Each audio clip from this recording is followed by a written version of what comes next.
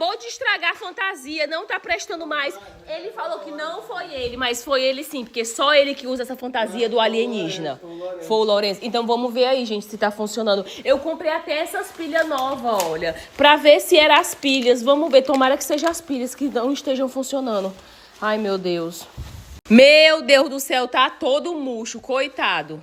Vamos tirar essas pilhas antigas e colocar essas novas. Tomara que sejam as pilhas, por favor. Tomara que não esteja furado, porque essa é a minha fantasia favorita. Trocamos as pilhas, agora vamos ver se vai funcionar. Ai, meu Deus do céu, eu tô até com medo. Tu acha que vai funcionar? Vai.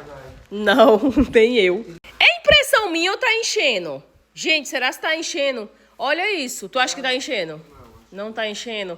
Vixe, gente, tá vazando. Então, infelizmente, a fantasia do alienígena estragou, já era. Não tem mais como a gente brincar com ele.